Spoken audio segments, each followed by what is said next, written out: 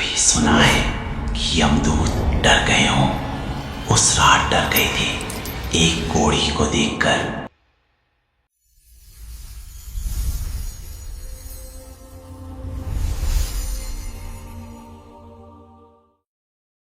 कहते हैं जिस घर में धन की वर्षा हो मगर दया की एक बूंद न हो, वो घर घर नहीं विषैले सांपों का बिल होता है।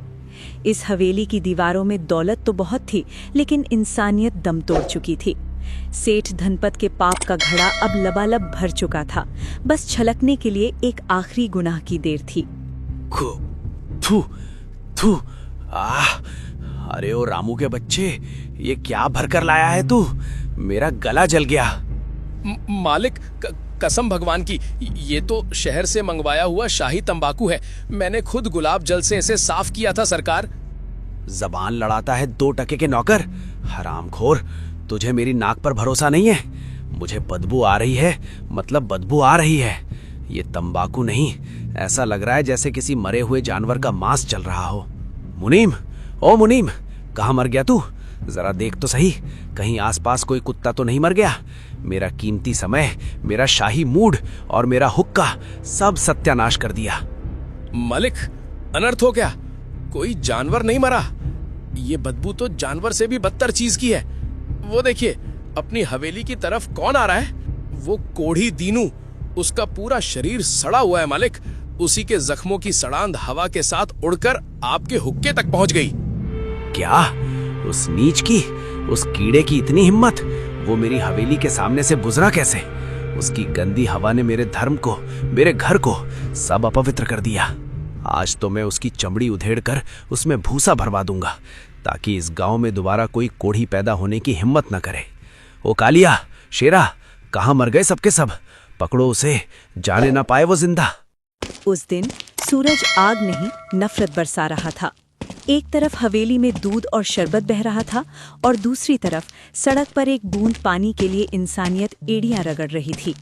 हे मालिक, 2 दिन बीत गए, कंठ गीला नहीं हुआ। ऐसा लग रहा है जैसे गले में कांटे उगाए हैं। शरीर साथ छोड़ रहा है। अगर आज पानी नहीं मिला तो ये दीनू यहीं सड़क की धूल में दम तोड़ देगा।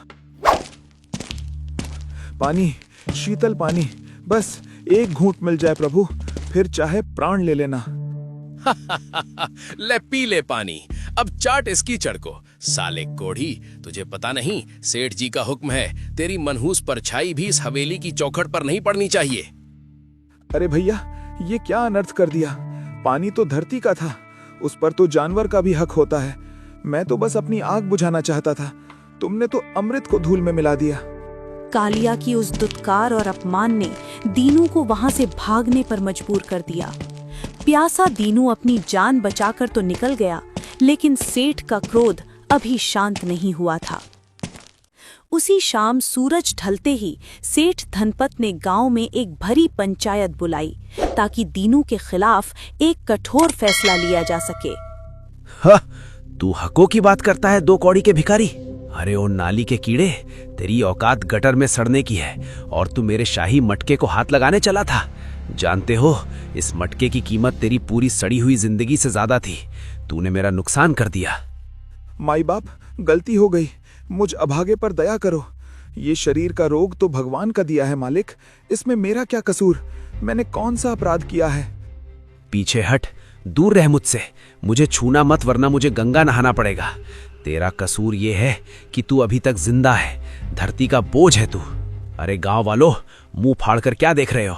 ये कोढ़ी साक्षात पाप है, ये अपशकुन है। जिस दिन इसकी परछाई कुएं पर पड़ेगी, पूरा गांव प्यासा मरेगा, सूखा पड़ जाएगा तुम्हारे खेतों में। खत्म करो इस मुसीबत को, मारो इसे अभी के अभी। इतिहास गवाह है, जब कोई बड़ा आदमी झूठ बोलता है तो दुनिया उसे सत्य मान लेती है, और जब कोई गरीब अपना सच बताता है तो बदले में उसे सिर्फ पत्थर मिलते हैं। आज इंसानियत का कत्ल सरेआम होने वाला था। सोच क्या रहे हो? ये बीमारी छूत की है। अगर इसकी हवा भी तुम्हारे बच्चों को लग गई तो वो भी ऐसे ही सड़ सड़ कर मरेंगे। क्या तुम अपने बच्चों को बचाना नहीं चाहते? नहीं, हम अपने गांव को अपवित्र नहीं होने देंगे। निकल जाए यहाँ से पापी। राम, मत मारो भाई, मैंने किसी का क्या बिगाड़ा है?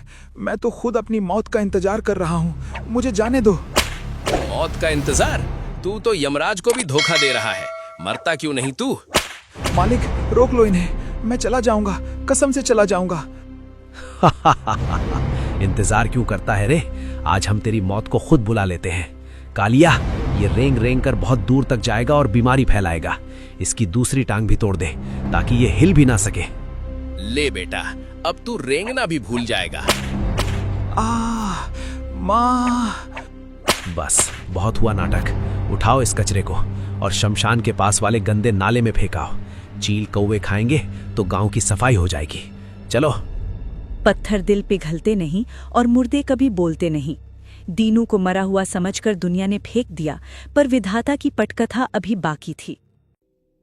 जब अपने पराये हो जाएं और शरीर दुश्मन बन जाए तो इंसान को शमशान की वो जलती आग भी जिंदगी की जलन से ज्यादा ठंडी लगने लगती है। दीनू को दुनिया ने कचरा समझकर फेंक दिया था, पर उसकी सांसें अभी भी चल रही थीं, शायद किसी और बड़े दर्द के लिए। पानी। मैं कहाँ हूँ? हाय राम, मेरा पैर। ओई माँ। हे विधाता, आखिर क्यों? क्या बिगाड़ा था मैंने तेरा? मैंने कभी किसी का बुरा नहीं चाहा, फिर ये सजा किस बात की? पिछले जन्म में कौन सा महापाप किया था मैंने, जिसकी सजा तू इस जन्म में मुझे किश्तों में दे रहा है? अगर मारना ही था तो माँ के पेट में ही मार देता। इस तरह तिल तिल करके क्यों मार रहा है?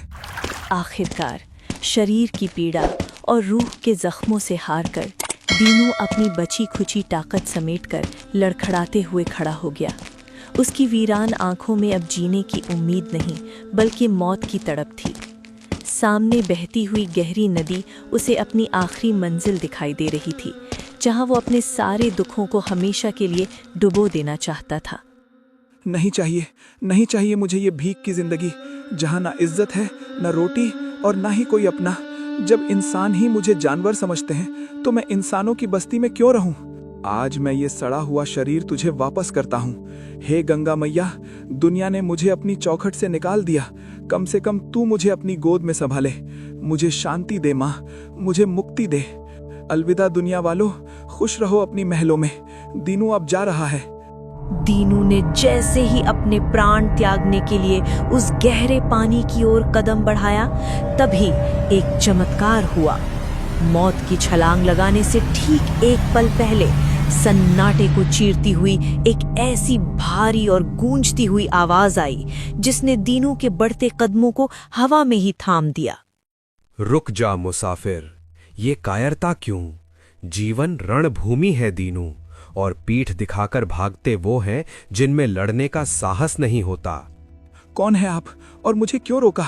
मुझे मत रोकिए बाबा, आप नहीं जानते मैं किस नर्क से गुजर रहा हूँ।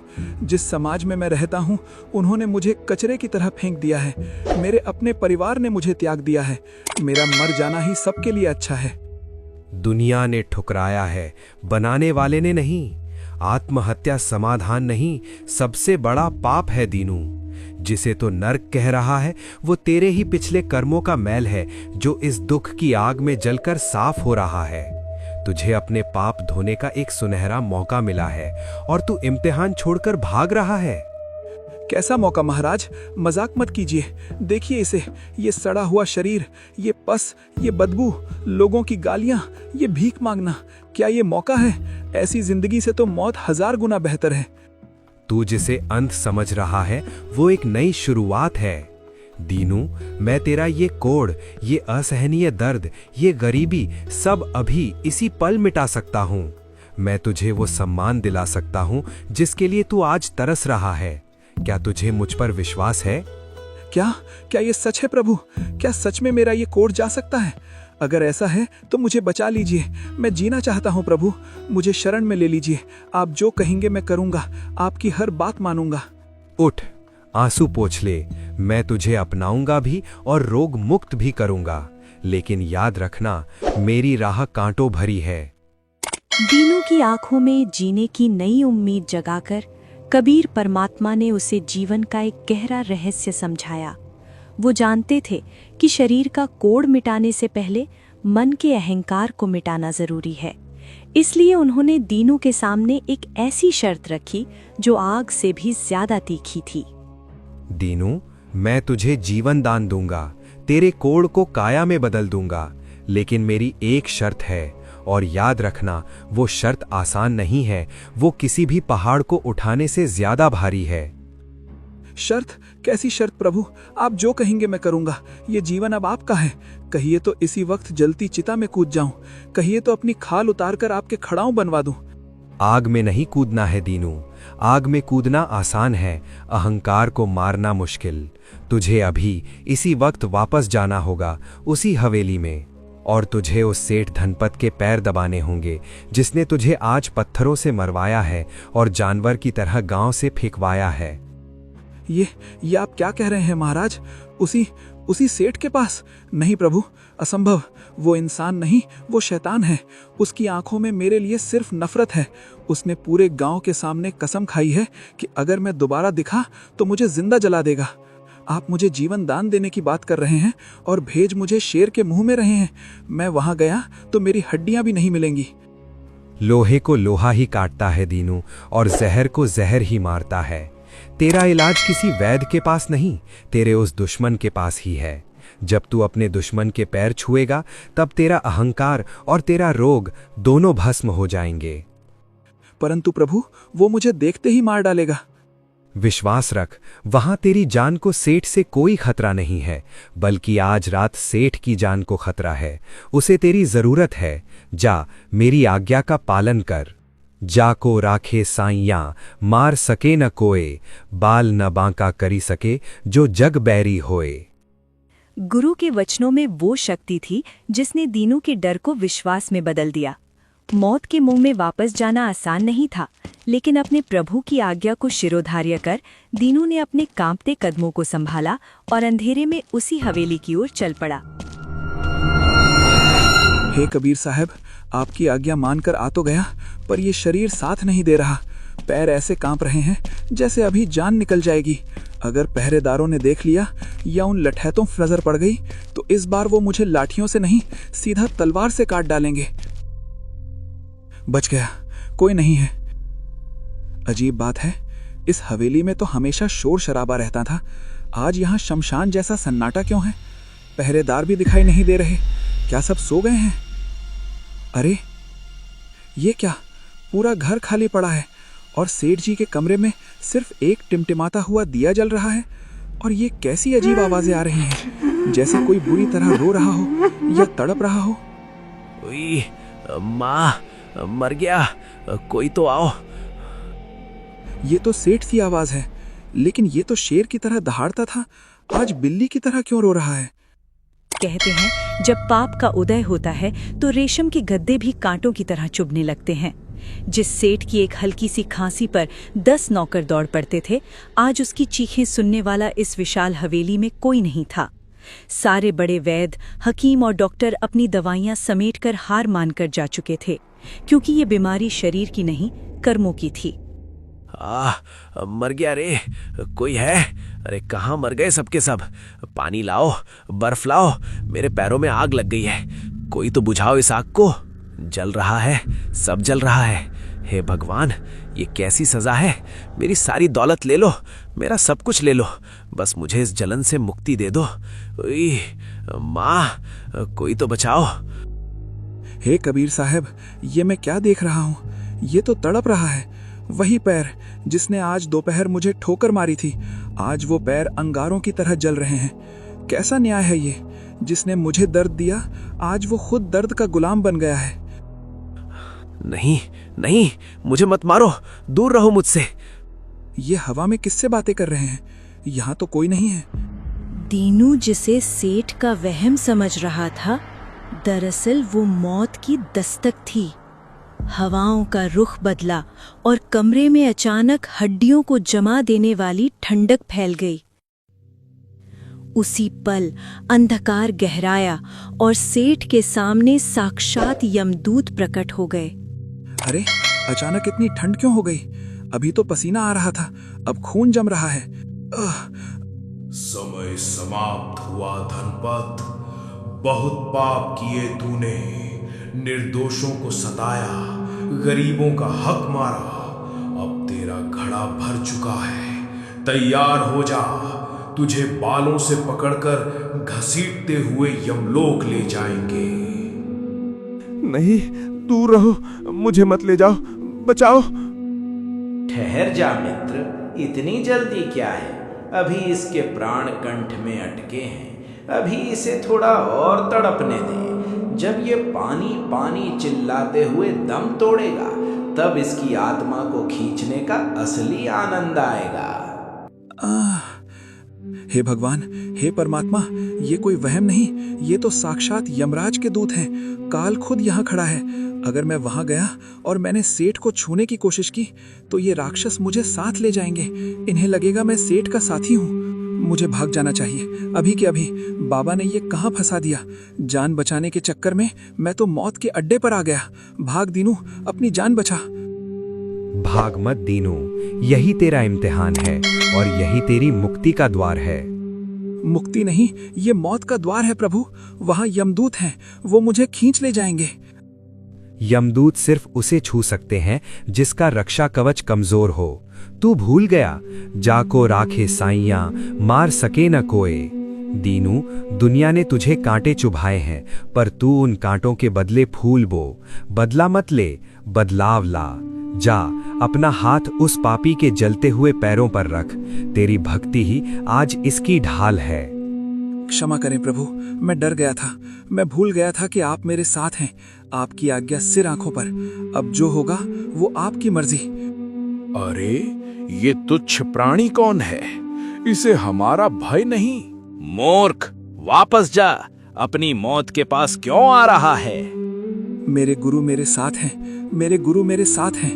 हे मेरे मालिक, तेरा नाम लेकर हाथ बढ़ा रहा हूँ। अगर जल गया तो तेरी मर्जी, और बच गया तो तेरी रहमत। जय कबीर साहब। अरे, ये आग मुझे जला क्यों नहीं रही? मेरे हाथों में तो बर्फ जैसी ठंडक लग रही है। कितना सुकून। माँ, क्या तुम हो माँ? बहुत देर कर दी तुम गए। मैं कब से जल रहा था। तुम्हारे हाथ कितने ठंडे हैं माँ, मुझे छोड़कर मत जाना। नहीं सेठ जी, मैं आपकी माँ नहीं हूँ। मैं तो वही अछूत हूँ जिसे आपने दुत्कारा था। लेकिन आज मेरा मन कह रहा है कि आप बुरे नहीं हैं, आपका वक्त बुरा था। सो जाइए, मैं यही हूँ। हट जाओ तुच्छ प्राणी, हमें अपना काम करने दे। पीछे हटो, ये साधारण सेवा नहीं है। इसके हाथों में तो संजीवनी शक्ति आ गई है। हम इसके रहते सेठ को छू भी नहीं सकते। उधर पृथ्वी पर एक कोढ़ी की सेवा इतिहास बदल रही थी और इधर यमलोक का पूरा सिस्टम हिल चुका था। मृत्यु के देवता का गणित आज पहली बार फेल हो रहा था। चित्रगुप्त, पृथ्वी से हमारा संपर्क क्यों टूट गया? हमारे दूत खाली हाथ क्यों खड़े हैं? सेठ धनपत की आत्मा अभी तक यहाँ क्यों नहीं आई? वहां नीचे कुंभी पाक नरक की तेल वाली कढ़ाई ठंडी हो रही है और मुझे इंतजार पसंद नहीं है। क्षमा करें महाराज, क्षमा करें। मुझे खुद कुछ समझ नहीं आ रहा। यमलोक का पूरा सर्वर, मेरा मतलब है पूरा सिस्टम हैंग हो गया है। ये देखिए, 5 मिनट पहले तक सेठ धनपत का पाप का घड़ा 100% भरा हुआ था, ओवरफ्लो हो रहा था। नियम के अनुसार उसे अभी तक तेल में तला जाना चाहिए था। उसका नरक का टिकट कंफर्म था, लेकिन अचानक गणित बदल गया। लेकिन क्या? पहेलियां मत बुझाओ चित्रगुप्त। मृत्यु के विधान में कोई लेकिन नहीं होता। साफ साफ बताओ। महाराज, अनर्थ हो गया। अचानक सेठ के पुण्य का मीटर किसी रॉकेट की तरह ऊपर भाग रहा है। 0, 10, 50, 100, 1000, ये तो रुक ही नहीं रहा। असंभव, सर्वथा असंभव। मैंने युगों युगों से पापियों का लेखा जोखा देखा है चित्रगुप्त, पर ऐसा चमत्कार कभी नहीं देखा। ये देखो, इसका पुण्य का ग्राफ तो हिमालय से भी ऊपर जा रहा है। अश्वमेघ यज्ञ से भी ज्यादा पुण्य, 1000 गायों के गुप्त दान से भी ज्यादा फल। आखिर इस पापी सेठ ने पिछले 10 मिनट में ऐसा क्या कर दिया? क्या इसने अपनी सारी संपत्ति दान कर दी या इसने जल समाधि ले ली? नहीं महाराज, इसने ना कोई यज्ञ किया, ना कोई दान। ये तो अभी भी बेहोश पड़ा है। मुझे कारण दिखाई दे रहा है प्रभु, सत्य सामने आ गया है। महाराज, पृथ्वी पर इस समय स्वयं कबीर परमेश्वर का एक परम भक्त उस सेठ के पास बैठा है। वो भक्त जिसे इस सेठ ने ठुकराया था, वही भक्त आज बिना किसी स्वार्थ के अपनी जान जोखिम में डालकर इस पापी के जलते हुए पैरों की सेवा कर रहा है। कबीर साहिब का भक्त? वही कबीर साहिब जिनके इशारे पर सूरज और चांद चलते हैं? जी हाँ महाराज, और विधि का विधान कहता है कि साधु की सेवा और सच्चे भक्त का स्पर्श पापों के पहाड़ को भी पल भर में राख कर देता है। दीनू के हाथों की लकीरें इतनी प्रबल हैं कि वे सेठ के माथे की लकीरों को मिटाकर दोबारा लिख रही हैं। भक्त की करुणा ने आपके दंड को परास्त कर दिया है। वाह, अद्भुत! धन्य है वो भक्त और धन्य है उसके गुरु कबीर साहिब। हम कर्मों का हिसाब रख सकते हैं चित्रगुप्त, पर प्रेम और भक्ति हमारे गणित से परे है। हम कबीर साहिब के विधान को नहीं काट सकते। यमदूतों को तुरंत वापस बुलाओ। सेठ धनपत की आयु बढ़ा दी गई है। इस पापी को जीवन दान मिला, अपने कर्मों से नहीं बल्कि उस भक्त के सत्कर्मों की वजह से। जाओ, उसे मुक्त करो। ऊपर वाला माफ कर भी दे तो इंसान माफ नहीं करता। यमराज तो खाली हाथ लौट गए थे, लेकिन धरती के यमदूत अब दरवाजे पर खड़े थे। गलतफहमी की आग हकीकत की आग से ज्यादा खतरनाक होती है। सुनो सब लोग, मैंने अपनी आंखों से देखा है। वो मनहूस कोढ़ी रात के अंधेरे में पिछली खिड़की से सांप की तरह रेंग कर अंदर घुसा है। पिताजी वैसे ही बेसुध पड़े हैं, हिल भी नहीं सकते। वो जरूर पिताजी का गला घोंटने आया है या चोरी करने आया है। अनर्थ, घोर अनर्थ। एक अछूत का हवेली में घुसना मतलब धर्म का नाश। सूरज बेटा, अगर वो जिंदा बच गया तो तुम्हारे कुल पर कलंक लग जाएगा। उसका खून बहाकर ही हवेली शुद्ध होगी। अरे बातें क्या कर रहे हो? सेठ जी अंदर खतरे में हैं और हम यहाँ बाहर खड़े तमाशा देख रहे हैं। हाँ, तोड़ दो दरवाजा। आज उस कोढ़ी की लाश ही बाहर निकलेगी। उसे शमशान जाने की जरूरत नहीं, यहीं जला देंगे। तोड़ दो, मार डालो। दीनू, अगर तू अंदर है तो अपनी आखिरी प्रार्थना कर ले। आज तुझे भगवान भी नहीं बचा पाएगा। बाहर खड़ी भीड़ का सब्र अब जवाब दे चुका था। गलतफहमी की आग में जलते हुए लोगों ने आव देखा न ताव और एक जोरदार धमाके के साथ कमरे का दरवाजा तोड़ दिया। शांति का वो पल भर में शोर और दहशत में बदल गया और मौत के सौदागर बनकर सब अंदर घुस आए। वो रहा सांप। देखो कैसे पिताजी के पैरों के पास बैठा है। जरूर उन्हें काटने वाला था। पकड़ो इसे, जाने मत देना। नहीं मालिक, मुझे मत मारो। मैंने कुछ नहीं किया, मैं तो बस सेवा। चुप कर नीच। सेवा नहीं, तू चोरी करने आया था या शायद जादू टोला करने। तेरी वजह से पूरा गांव खतरे में है। अपनी आखिरी प्रार्थना कर ले कोढ़ी। आज तुझे यमराज भी नहीं बचा सकता। तेरी खोपड़ी के टुकड़े अब गिनने में नहीं आएंगे। ये क्या हो रहा है? सूरज, कालिया? हे कबीर साहब, खबरदार, खबरदार, अगर इस मासूम को खरोच भी आई तो तेरी गर्दन धड़ से अलग कर दूंगा कालिया। पिताजी, आप तो बिस्तर से उठ भी नहीं पा रहे थे। आप खड़े कैसे हो गए? हट जाइए पिताजी, ये कोढ़ी है, ये अछूत है। इसने आपको छू लिया है। आपका धर्म भ्रष्ट हो गया। हमें इसे मारने दीजिए। मूर्ख, अछूत ये नहीं, अछूत मैं था। अछूत तुम सब हो। जिनकी सोच में कीड़े पड़े हो वो होते हैं असली अछूत। ये तो देवता है। पर सेठ जी, ये जात का नीच है। चुप, एकदम चुप। जात की बात मत करना पंडित। जब मैं पूरी रात आग में जल रहा था तब तुम सब कहाँ थे? कहाँ थे मेरे रिश्तेदार? कहाँ था मेरा बेटा? सब खर्राटे ले रहे थे। और जब यमराज मेरे प्राण खींच रहे थे, जब मेरे पैरों में नरक की आग लगी थी, तब यही अछूत, यही दीनू मेरे और मेरी मौत के बीच दीवार बनकर खड़ा था। इसने अपने जख्मी हाथों से मेरी आग बुझाई है। मैंने अपनी बंद आंखों से सब देखा है। इसके स्पर्श ने यमदूतों को भगा दिया। ये कोढ़ी नहीं, ये कबीर साहब का भेजा हुआ रक्षक है। आज से अगर किसी ने इसे अछूत कहा तो उससे बुरा कोई नहीं होगा। मैं तो एक तुच्छ कोढ़ी हूँ सरकार। आप पाप के भागी मत बनिए। नहीं दीनू, मुझे मत रोक। पाप तो मैंने किया था, तुझे इंसान न समझकर। मुझे माफ कर दे भाई। मैंने तुझे जानवर समझा, गालियां दी, मरवाया, पर तू तो भगवान का भेजा फरिश्ता निकला। मैं अपनी दौलत से दुनिया की हर चीज खरीद सका, पर तेरी जैसी भक्ति और त्याग नहीं खरीद सका। मेरा सोना चांदी सब मिट्टी है तेरे आगे। आज मुझे अपने अमीर होने पर शर्म आ रही है और तेरे गरीब होने पर रश्क हो रहा है। ला, तेरे ये जख्म मुझे साफ करने दे। शायद इसी से मेरे मन का मैल धुल जाए। हे भगवान, देखो वो रोशनी क्या है? ये मेरा शरीर है।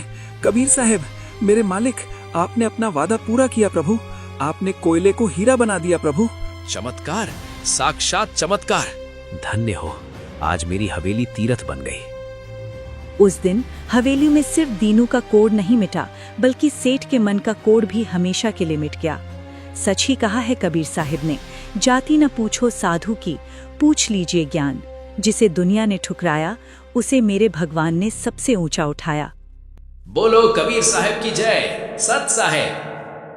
कमेंट में अपना जवाब जरूर लिखें और बताएं, अगर आप दीनू की जगह होते तो क्या आप अपने सबसे बड़े दुश्मन की सेवा कर पाते? अगर दीनू का दर्द और उसकी भक्ति आपको महसूस हुई हो तो वीडियो को लाइक जरूर करें। ऐसी ही भावनात्मक और सच्ची कथाओं के लिए चैनल को सब्सक्राइब करें और इस कहानी को शेयर करें ताकि कोई और दीनू इस दुनिया में अकेला ना महसूस करे।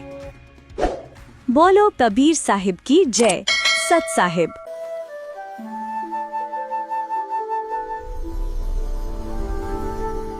Thank you for watching.